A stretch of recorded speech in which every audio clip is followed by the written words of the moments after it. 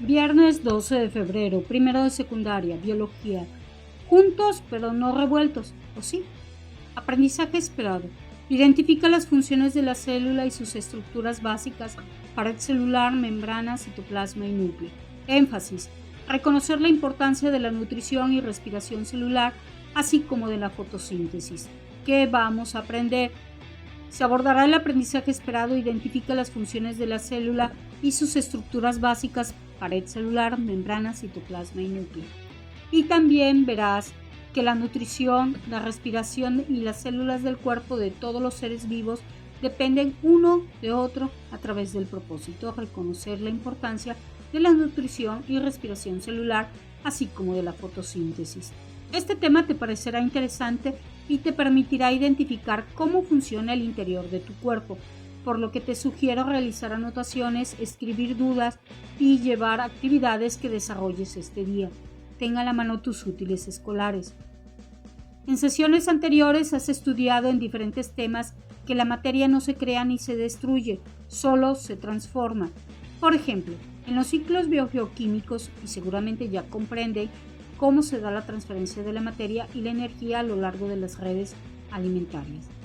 Verás cómo estos procesos se llevan a cabo en cada individuo, es más, en sus componentes estructurales microscópicos que son las células.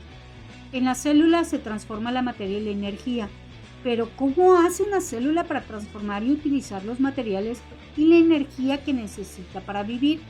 ¿De dónde obtiene estos materiales y energía? Abordarás dos de las funciones sustanciales que se realizan en los seres vivos y que los caracterizan: la respiración y la fotosíntesis. Esta última solo lo realizan las cianobacterias, algas y plantas, y es donde se origina precisamente la transferencia de materia y energía en los seres vivos. De manera que verás que la nutrición, la respiración celular y la fotosíntesis son funciones que dependen unas de otras.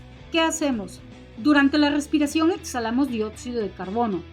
En la primaria aprendiste que durante el intercambio de gases los seres vivos inhalamos oxígeno y exhalamos dióxido de carbono. Y se realiza en los animales, que incluso presentan estructuras especializadas para realizar este intercambio de gases, como son los pulmones en los mamíferos, aves y reptiles, y branquias en los peces. Del medio externo se toma el oxígeno que pasa a los pulmones y de ahí a la sangre, que lo lleva a las células de todo el cuerpo. Asimismo, la sangre transporta los nutrientes a las células. Y a su vez la sangre recoge el dióxido de carbono y lo transporta a los pulmones para ser exhalado. Pero ¿qué pasa en tu organismo para que ocurra este intercambio de gases? Gracias a investigaciones científicas y el avance tecnológico, ahora se tiene una explicación objetiva al respecto. Todo ocurre dentro de la célula, en unas pequeñas estructuras llamadas mitocondrias. Se le considera centrales energéticas de la célula, ya que aquí es donde se transforman las sustancias nutritivas que la célula obtiene de los alimentos en energía química en forma de ATP. Esto ocurre con la participación del oxígeno. Las mitocondrias son muy pequeñas. Su tamaño es de 0.5 a 2 micras. Y para que te des una idea, un cabello mide aproximadamente 100 micras. Así que imagina cuán pequeña es una mitocondria. Cada mitocondria está formada por dos membranas. Una membrana externa, que es lisa si la abres, y en su interior observarás la membrana interna, que representa pliegues llamados crestas mitocondriales. En estas crestas se llevan a cabo las reacciones químicas de respiración celular. Cabe mencionar que la mayor parte de ATP se produce en la membrana interna de la mitocondria. En el fondo de cada mitocondria está la matriz mitocondrial, con una gran cantidad de sustancias que al contacto con los nutrientes reaccionan químicamente formando moléculas de ATP. Una vez producidas las moléculas de ATP, fluyen rápidamente hacia el citoplasma de la célula, donde son requeridas para todas las funciones celulares. El número de mitocondrias varía en las células, dependiendo del tipo de célula, el estado funcional en el que se encuentre. Son más abundantes en células que poseen el metabolismo más intenso. Su distribución dentro de la célula es mayor en la parte más activa. Por ejemplo, En células del hígado, llamadas hepatocitos, se han estimado que pueden obtener alrededor de 800 mitocondrias por célula. Por ejemplo, son las células musculares estriadas que están llenas de mitocondrias que proporcionan la energía necesaria para la contracción muscular. ¿Y cuál es la función de las mitocondrias? Llevar a cabo el proceso por el cual se transforman los nutrientes de los alimentos en energía para que la célula pueda realizar sus funciones, y a dicho proceso se le llama respiración celular, que consiste en transformar glucosa con la participación del oxígeno en ATP, la molécula energética que permite realizar todas las funciones vitales. Cuando comes, por ejemplo, una manzana, la digestión propicia la extracción de los nutrientes, como la glucosa, que son transportados por la sangre a las células del cuerpo. Entonces, los nutrientes ingresan a las células a través de la membrana plasmática. Son aprovechados, por ejemplo, si entran moléculas como glucosa. Estas serán degradadas para formar compuestos energéticos, el adenosíntrifosfato o ATP. La energía del ATP será usada según las necesidades de la propia célula, ya que todas las partes de una célula necesitan energía para tener un buen funcionamiento. Para que se pueda respirar necesitas glucosa y oxígeno. Así es, en los alimentos hay sustancias que generalmente tienen un sabor dulce. Estos pertenecen al grupo de los carbohidratos, a los que llamamos comúnmente azúcares, los cuales almacenan gran cantidad de energía entre las uniones de sus átomos que lo forman. Imagínate qué tan importante es la respiración celular. Si comparas el funcionamiento de un automóvil que no tiene gasolina, simplemente no funciona, pero se mantiene su estructura. Si una célula no tiene energía, no solo no funciona, además al poco tiempo se muere y se desintegra. Ahora conocerás cómo interaccionan los pulmones, el sistema circulatorio y el consumo de alimentos en el proceso de la respiración celular. Observa el siguiente video. Respiración celular.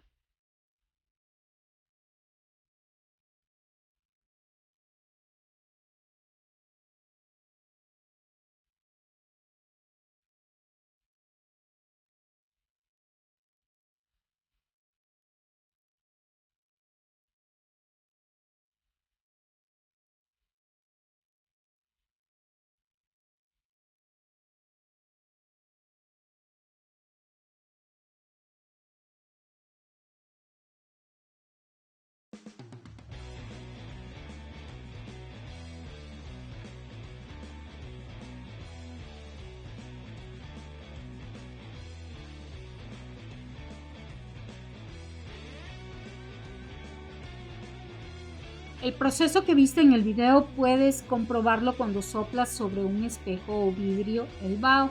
Es precisamente eso, vapor de agua con dióxido de carbono.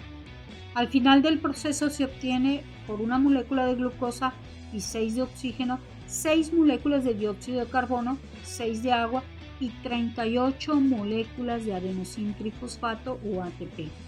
La mayor parte de los organismos eucariontes, como los protozoarios, hongos, plantas, algas y animales, llevan a cabo este tipo de respiración.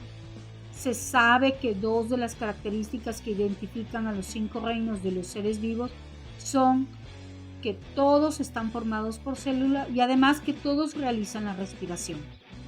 ¿Recuerdas el término de fotosíntesis?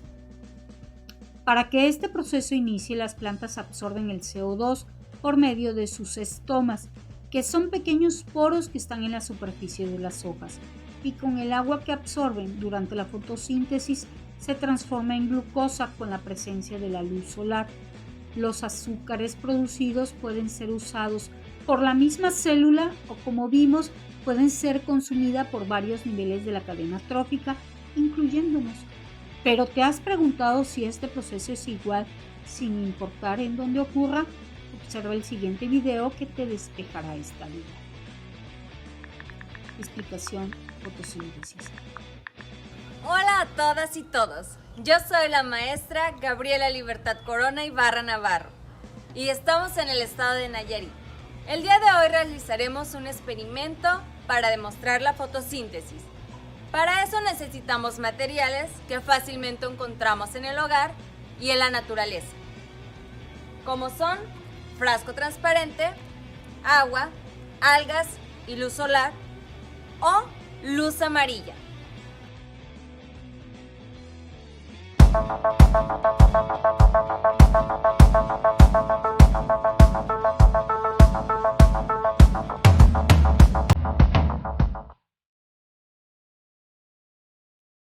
Después de un momento, la planta empieza a hacer su proceso fotosintético y las burbujas con oxígeno empiezan a aparecer.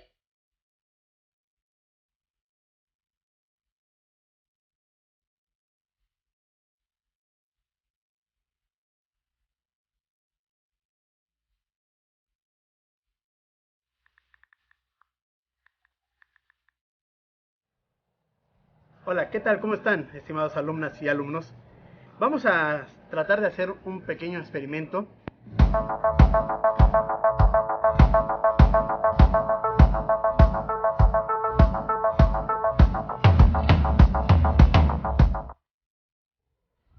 Como pueden ver desde esta perspectiva, las burbujas de oxígeno producidas por el proceso fotosintético.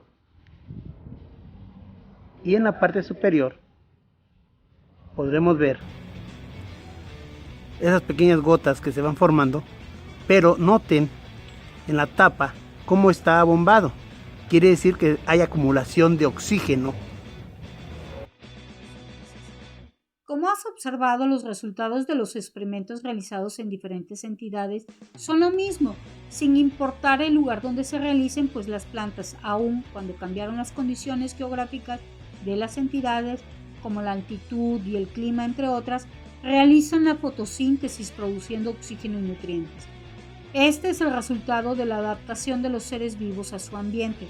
Además, observaste cómo es que los seres vivos aparentemente tan diferentes compartimos características que nos permiten llevar a cabo los procesos vitales en condiciones variadas. ¿Y cómo ocurre este proceso? El organelo, como ya lo conoces, por dentro se observan unos discos que se llaman tilacoides, y cuando los apilas como monedas a estas pilas de tilacoides se le llaman granas. Los tilacoides son muy importantes, pues es aquí en específico donde se encuentra la clorofila, y es aquí donde se transforma la energía del sol en energía química. A los espacios entre los tilacoides se les denomina estromas.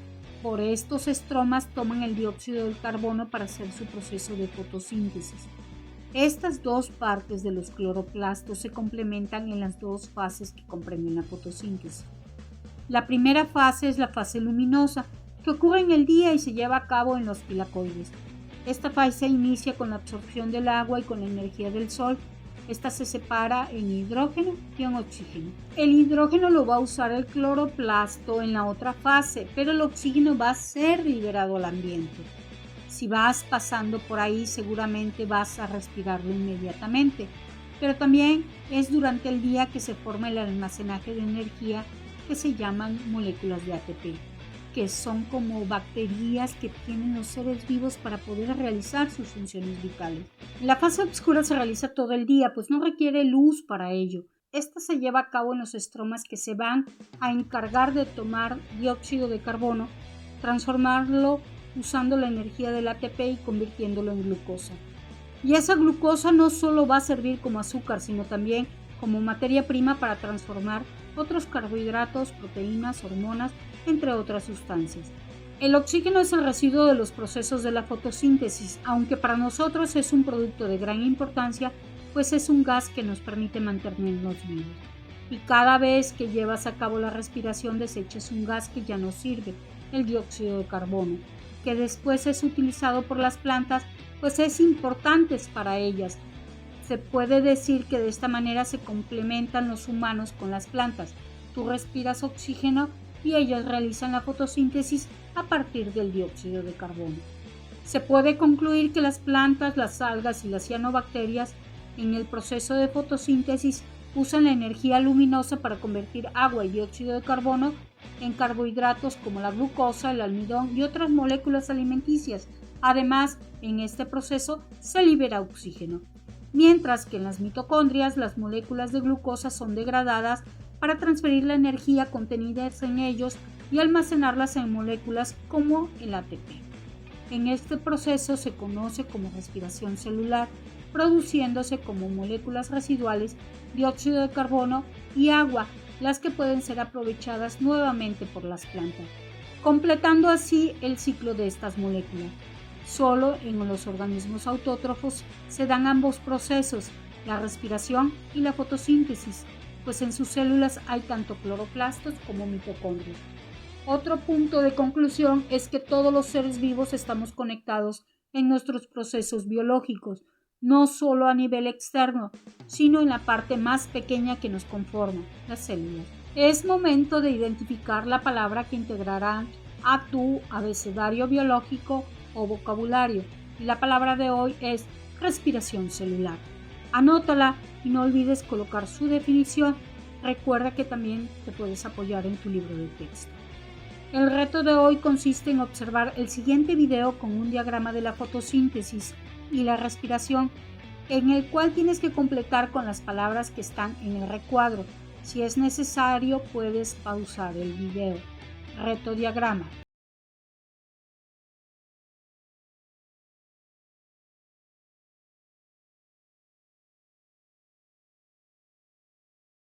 Buen trabajo, gracias por tu esfuerzo. Si te gustó el video y te fue de utilidad, suscríbete al canal. Hasta luego.